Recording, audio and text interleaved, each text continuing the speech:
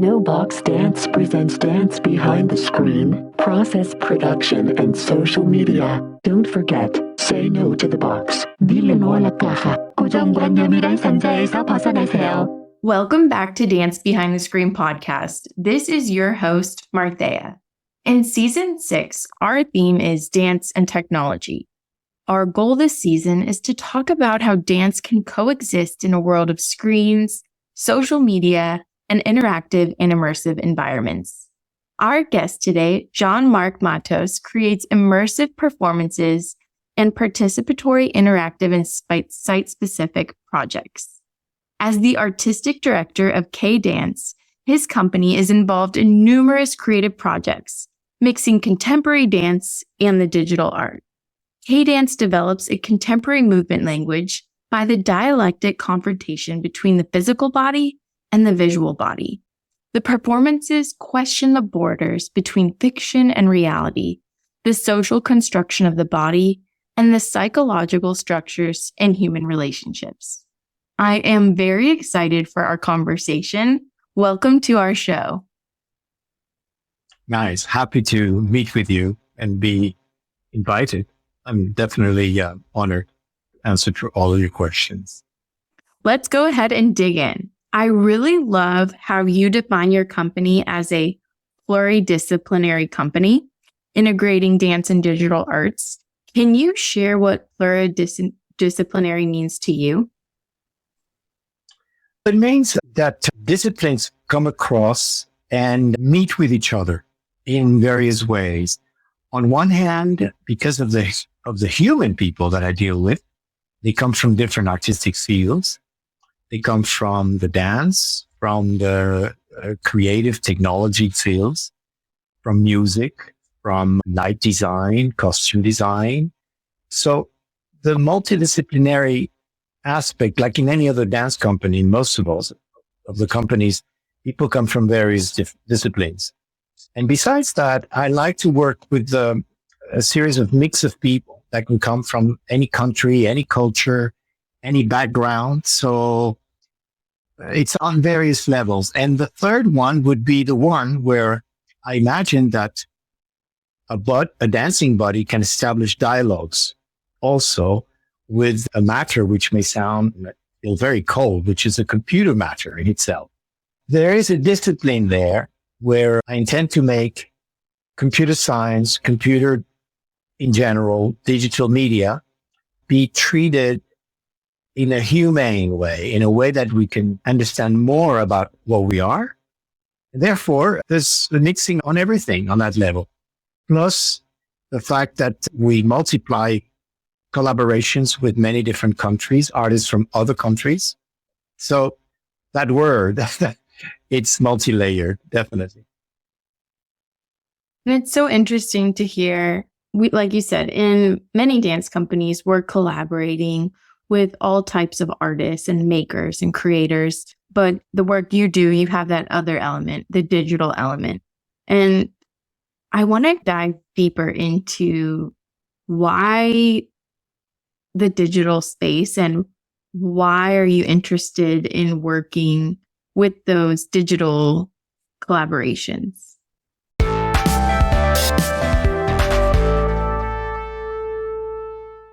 This is a very interesting question. In fact, as I would like to respond on the deepest possible level, let me try to make it condensed as possible. On one hand, as human beings we may think rationally that technology in general, and especially digital media in its most advanced ways, for example, with this huge tsunami of AI, may put people at distance with their humanity, their emotions, their sensibility. That is a fact. And there are plenty of things that we can see that can be dangerous, that can be from the point of view of the ethics, not really positioned in the right place, et cetera, et cetera. On one hand, basically the capacity at putting a distance with the humanity size of what we are. What I try to do through the work of the company by integrating that same called dangerous technology is to see how, in a reversed way, we can use it to enhance, on the contrary, what is very much about the expressive body. In other words, I would summarize it maybe by saying, let's try to imagine that with technology, we can reincarnate, we could re-embody a disembodied body. That's such an interesting concept. Could you talk to us about maybe your favorite project where you feel like you've successfully reincarnated the body? Yeah, there are several examples, but obviously I will pick up one, which remains a piece which I profoundly like. It's called Myself. A coincidence makes it has an English-based name because it sounds better in English. Myself, the plural of myself.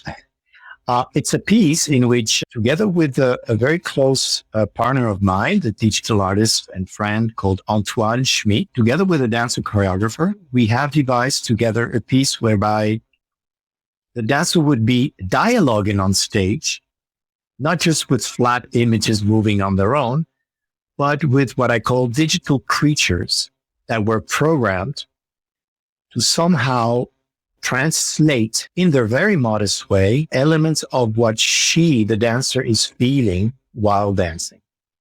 In other words, we're capturing physiological data from her while she's moving, and her digital sort of cousin or sister or whatever is there on stage, and she's deeply dialoguing, not just with images, but somehow with different aspects of herself.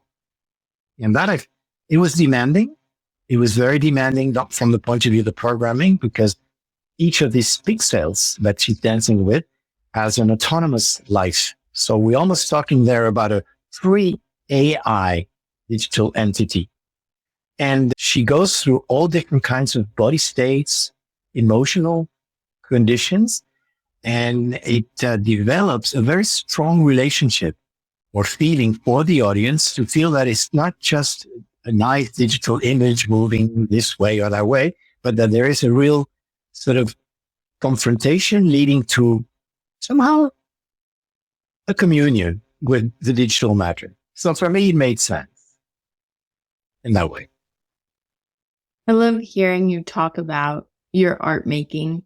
And as an artist myself, with my collaborators, we're often in this conversation, the negotiation between creating art versus entertainment, especially when working with technologies. I think my attraction to working with technology is the sensory experiences you can create for an audience that I think almost provides opportunity for the audience to be inside of and more connected with the work than they might have been previously, because it taps into different senses. And so I'm wondering, how do you think about the audience when making your work? That's another interesting question of yours. And I agree with what you had just said. Perfectly agree. To be very honest, on one hand, I can say that I take in consideration the audience, because empathy is what we all try to develop in life, and also in this kind of extraordinary space, which can be the theater, the art making with live people.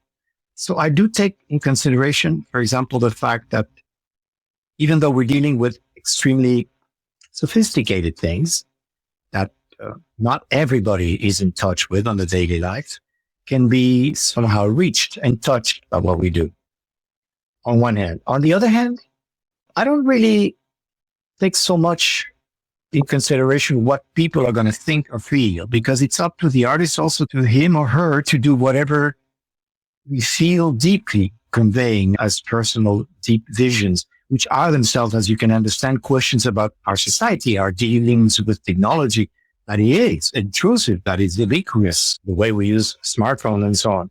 There's a double space on my answer, if you follow me. Because if you pay attention too much to what people may want, may desire, you can end up making entertainment rather than a genuine art. So yeah, the border is there. Sometimes that frontier is thin. But it's an interesting one because it's challenging to do, let's say, demanding work that can address as many people as possible. That is something that I'm really aware of. The reaching out as many people coming from many diverse horizons and so on. Yeah. Yeah. And I think that can be so challenging, especially now with everything on social media and social culture and political culture and how so many things are just controversial, that I feel like it's like the job of the artist, like you said, is you have this like internal questioning and dialoguing, maybe with your collaborators, with the artists you're working with, and you want to communicate that out. But then how do you also negotiate the experiences the audiences are having that's outside of this art that you're sharing with them? And for me, I wonder if art can be an opportunity for reflection, but also it could be an escape from the realities, that we're all facing in our world. And I'm wondering if those are questions or considerations that you're having as well. And yeah, your thoughts on that and how maybe you're talking with your collaborators about some of these like bigger issues and how do we stay true to ourselves as artists while also trying to create safe places for audiences to come and enjoy themselves, feel connected to the art, to take a step out of Netflix and come into a live performance. Create, discuss, and advocate for art. No box dance. I see your questions. I perceive and I receive them. Yes, the world we live in is definitely not a paradise, to say the least. So the function of art can also, and I admit that I have somehow that in mind, can be a place for magic. Not so much from the point of view of just escaping totally from reality, because we're all still connected with the world we live in, we have created and still trying to manage to coexist with. But we all need some magic. We need a mental space where some values, some human-based values can be enhanced. That's for sure. And that's why I find dance very beautiful in that sense, because without necessarily the spoken word, you can convey that sense of what I call not so much an utopian space, but atopian, which is like a space of the good and portray the possibility of a space of good, in fact, without being an utopia. And of course, not necessarily just staging all the time dystopian atmospheres. And you've been working with technology in different capacities for a while. Have you seen a shift in how you're creating work with the influence of social media? Oh, yeah, that question raises many of the questions inside of me.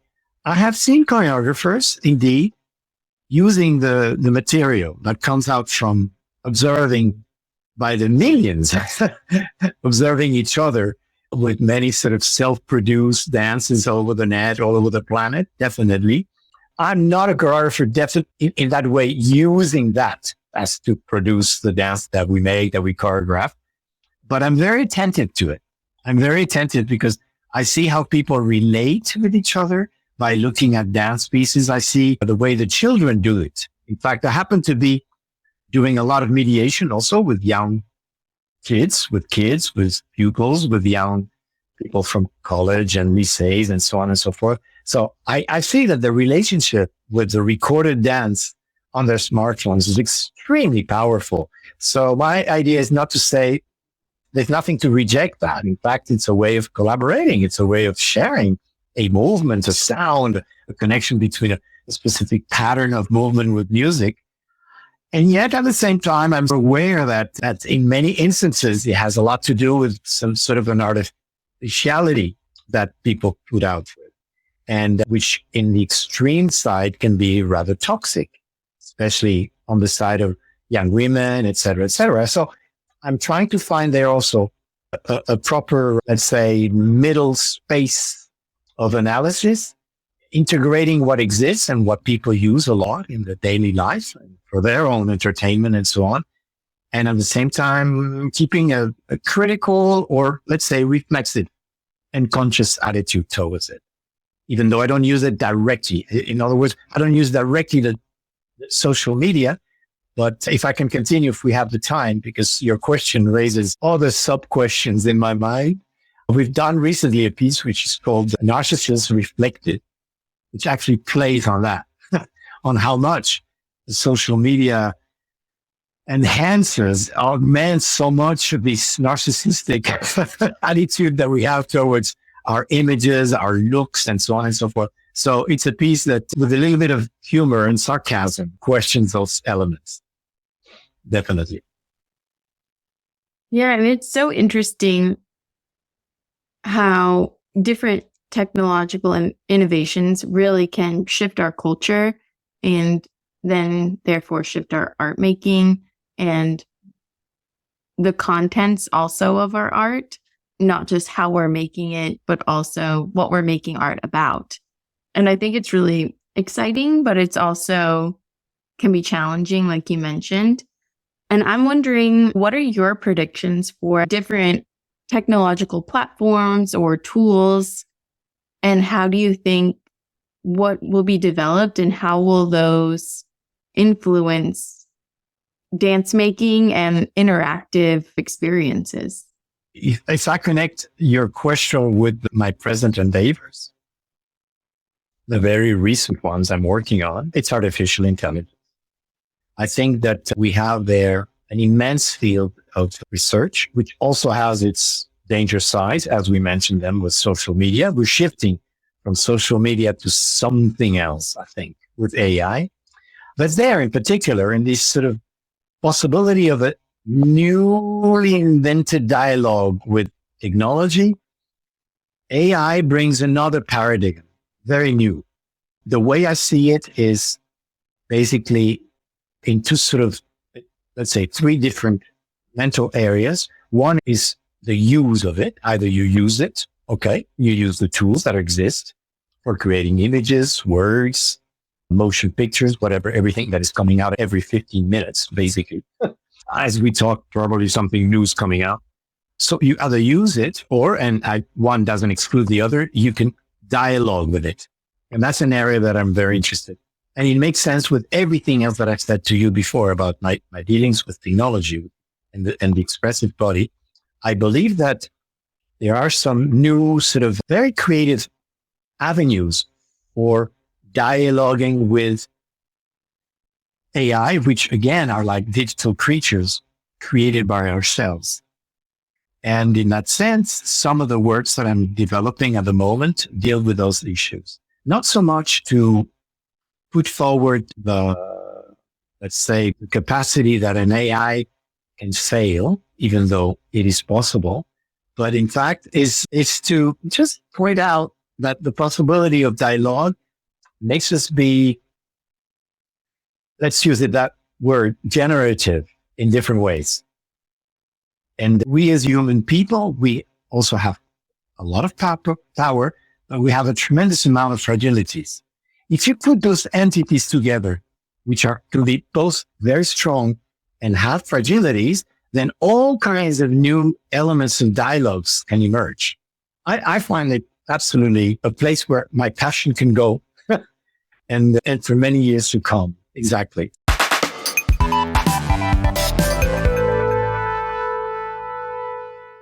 I think we can dive a little deeper too. I think when talking about AI, what really excites me is the potentials to almost create more space for the art making and to be the artist, with a lot of, I guess, the like tasks required, I feel like, of artists when working with collaborators in technology, like coding and things like that. I think it can take up so much time. And so it's exciting to have these developments that gives more space to think about the actual art making. And Exactly. I'm wondering if you're okay with sharing, you're talking about how you want to dialogue with it, which I really appreciate that languaging as opposed to using it. What are some ways that you are already in dialogue with AI? And maybe these could be helpful for our listeners who are also wanting to engage with that AI and be in conversation with that technology. Yeah, let me give you an example, and I'll try to describe it in as clearly as possible. We're presently working on a project which is called Fail, SAIL. Even though it's called Fail, the idea is not to make it fail. What we have devised, and we are in the process of devising, it's an interactive installation which can be activated by a live performance. And the idea is to somehow create this kind of bizarre machine that is able to identify a difference between extremely normalized, symmetrical, standardized movements and movements that can be just slightly off their normality, slightly disaligned or asymmetrical. So in fact, it's a place where we invite people. It can be you, anybody, my own mother, a friend, whoever, a child, can actually discover by themselves how, by moving slightly differently than in their normality, in the social space, they produce something different about themselves. And that could be done eventually with some sort of transformative mirror. But in this case, it's a lot more than just a mirror, because we are training our own set of data based on the model that we're constructing ourselves. And the AI is being trained with thousands and thousands of little short videos recorded by many different people, different bodies, different ages, different size and everything. And this AI will then be able to identify, but not always automatically, what you are doing in front of it. So the way it's built is that the more you move off way, the more you move differently than from normal gestures or whatever you do. I'm moving like a dancer. So your image will be more and more transformed into something that takes you away from the mere body image of your mirror. In other words, you create an abstraction of yourself. With the idea, helped with a music environment that also goes into that direction, it invites you to feel a bit more deeply about yourself and go away from a certain level of artificiality that you can experiment when you're in front of a mirror with something a bit more deep, more felt from within. That's the idea. And for me, that's the dialogue in that way. That sounds like a really exciting project. And it sounds like the experiences for the audience or participants could be really surprising and a really interesting concept to encourage people who might not identify themselves as dancers or movers to, move their body in different kinds of ways, which is a cool avenue to encourage dancing. Exactly. So it's not just to play with it. It could be seen as just a playful, sort of enjoyable thing, which is also enjoyable. But like I said earlier, trying to bring people, make them approach another state of their own perception. That's the idea. And the only way to do it was to have a sufficiently advanced deep learning machine to be able to do that, because you have to really deeply train that AI. Where at the moment we have trained about close to 3,000 videos, but I know that we will need a lot more. So the more you use it, the more it gets intelligent. Smarter. Right. Not so much intelligent, but at least smarter to recognize differences and very slight differences. That's also interesting.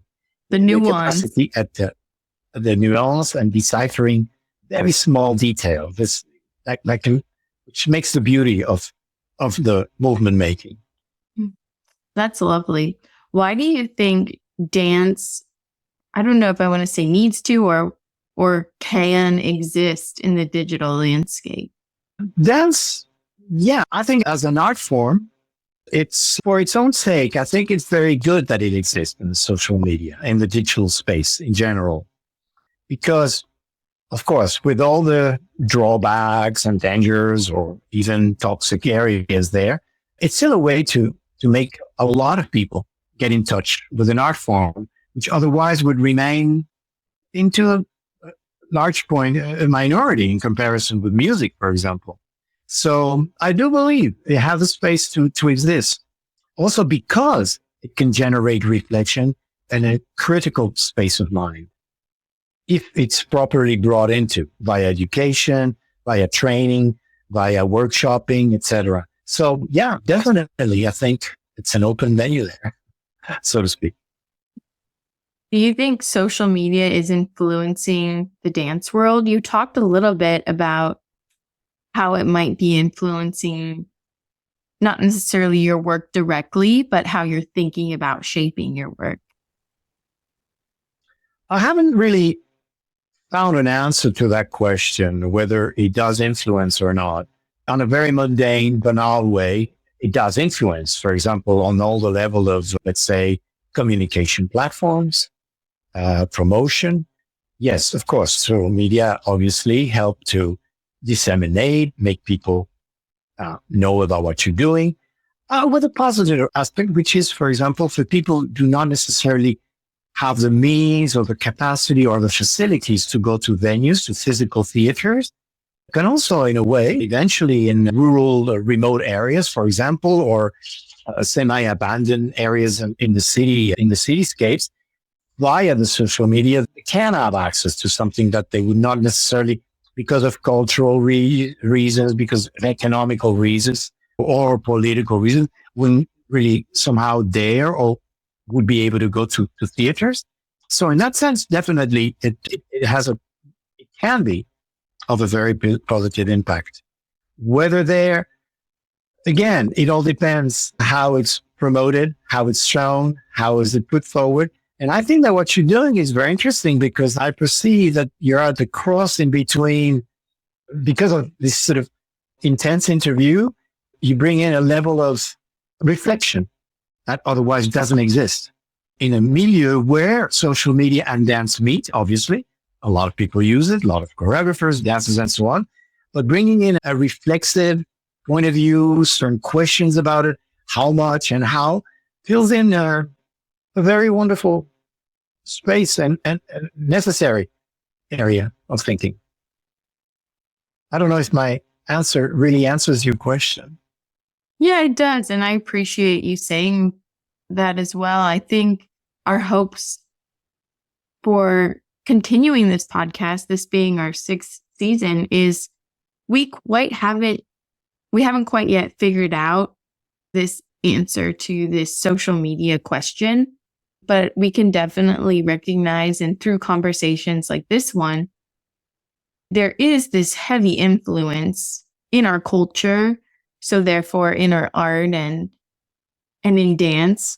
But I think our goal is to continue interviewing people like you and collecting all of this data, so that at one point in time, we can go back and synthesize all of these different answers to maybe articulate some type of influence or shift, or even code different themes that might emerge over time. As a choreographer, we get nurtured by looking a lot at other performances, other dancers, other bodies moving. So we could admit that social media opens more windows to that, in the sense that it can also give you switch of thoughts by watching in a more easier way plenty of other people that you would not be able to go and attend performances of. Yeah, even from the point of view of the research, comparing, bringing up, seeing other concepts even though you're not there to copy, obviously, what people are doing, but they are there as spaces of potential comparison and enriching your own visions. Definitely. And I think different ways of thinking and idea generating, as you said, having access to seeing what people are doing in communities and places and spaces that you might not have the ability to visit or travel to, I think can really influence in a positive way, just opening your perspective to what is truly possible. Don't forget to say no to the box. Our tagline here at No Box Dance is say no to the box. So I'm wondering, how do you say no to the box? I would say the mere fact that I'm using technology in the dance world, it's a no to the box. Somehow, people in the dance world, most of the people in the dance world are still attached to something very, very much embedded in this idea that any technology would create a cold distance, a cold space between your body and the expression that you're trying to convey or trying to choreograph. That in itself creates a little sort of shift in the attention to the moving body. And digging more inside of it, there are other aspects which I'm exploring, which are not per se revolutionary, because many theater directors and choreographers have done that over the past decades, especially in the times of the modern dance and so on, is how to bring people via technology in another state of participatory experiences in order to be able to be part of what is happening. That's the case of other projects that we're working on. And it brings other venues of thinking also to make audiences be part of something they are co-creating. So the element of co-creation makes more and more sense. And in that particular area, you could imagine AI being very useful because it can create interfaces, much smarter interfaces, to also with the proper consciousness of it, without lying, without, of course, putting up any kind of mistake in the milieu. But it could help actually audiences to be really part of an ongoing event to the point where, let's say, they can even create their own rules. That's an objective I'm giving myself a bit as a no to the box somehow. Flash 4. For our final segment, we have our Flash 4, where we ask all our guests to answer 4 questions in a flash, so as fast as possible. Are you ready? Yeah. If you had to recommend a resource to our audience, what would it be? Okay. There is one resource, but I don't know if it's been created in France, but it's still possible to see it because it's on the internet. It's some sort of an internet TV about dance. It's called New Mary Dance, NUMEREDANSE.TV. Very open to many choreographers. What was the first dance you saw? The first dance I saw was Merce Cunningham, Spaces. Do you think social media has a positive influence on the dance world? Yes or no? Definitely yes. What is your favorite social media platform? That has shifted, and nowadays is LinkedIn.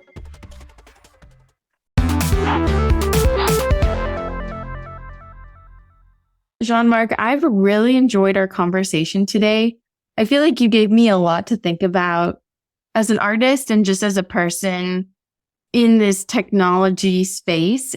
Some of my reflections from our conversation today are, you so carefully articulate specific words that I think hold a lot of power in your relationship to technology.